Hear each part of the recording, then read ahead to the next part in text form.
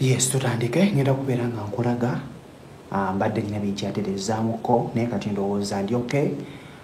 Ndi loud ali clear, wali mbadde sivaayo bulungi, mbadde nina binkyatereza. Kaakati njagala kukulaga gwali eyo. Okimanyi nti osobola okukozesa kondomu eno n'omwagalwawo n'obeera ng'oziyiza omuntu oyo okubeera ng'afuna olubuto ne munyumirwa bulungi nnyo akazannyo. Ogenda kugikozesa omulundi gumu ate okozese ne kaweereddwa method. Nina kukulaga engeri gy'ogenda okubeera ng'okikolamu. Nsonga ki gyendeese kubanga abamu obikozesa naye obadde tomanyi.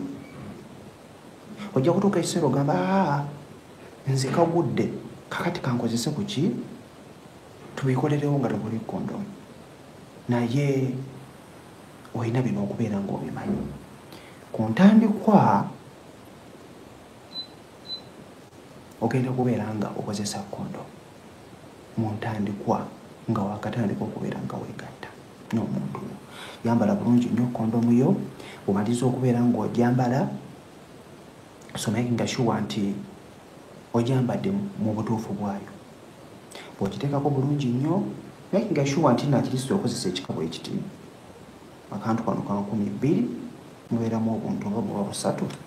I think bulabika bubeera obuntu 3. Yes, 3 n'obuza obulaba nga bw'obulaba. So bw'obeera obadde ogifunye, kozesaako just akantu kamu mukikola kye mugenda okukola. Maliza okugyambala bulungi nnyo, mwegatte bulungi nnyo, then ogenda kubeera nga round eyo bweggwa maliza okubeera nga weegatta, making sure nti nno weesiimuula bulungi n'omwagalwawo ne yeesiimuula bulungi.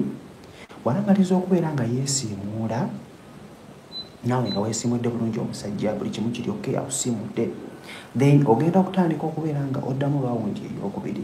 Jjukira omuntu oyo gw'ojja kubeera omaze naye yejja kubeera akyawankawanka. So kitegeeza osobola okukolerawo nga toyambadde kondomu kubanga abamu olwedde amaanyi gabeera matono. So weetaaga bw'obeera obadde wakavaayo, ebbugumu eyo libeera nga likyali mu mubiri. Nedi ekyo olugjayo bw'oti akantu ko munda mu bukyala bw'omukyala oyo nti ogenda kubeera oddayo okubeera ng'okola ki ng'osonsekayo akantu ko. So bw'onookasonsekayo gwe omusajja, bino bikulu. Ekisooka ekirungi ekibeera kiriwo nti obeera wamaze dda. So nekiraga nti amazzi gabeera wala nnyo.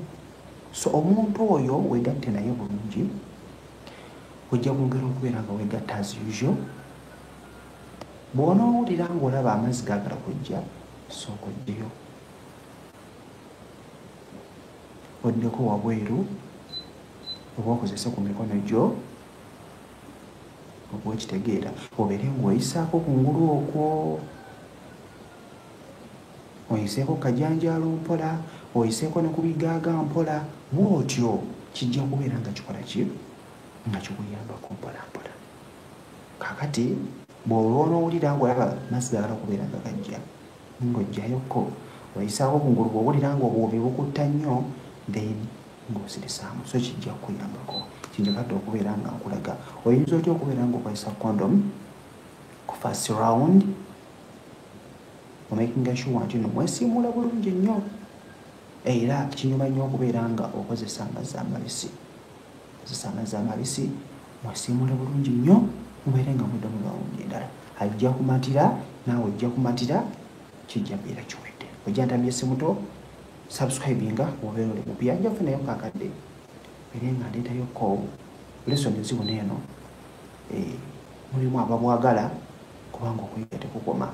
So osobola ekikozesa namukikozesanga n'omwagalwawo, kijja kukuyambako eri oyo yekka asobola okubeera nga muli eri mumativu nti asobola okukozesa weereddwa method eyo. Oba abadde akikozesa naye nga tomanyi oyinza kukikozesa otya, kubanga abamu opipira rawundi esooka neggwa nopipira n'okwambala kondomu ne bigaana mutaka naye wagwira, kati n'olaba ng'oli asigadde akola ki akyawankawanka. Okiraba. So jambala omulundi gumu for the first time, first round eyo, mwegatte bulungi nnyo.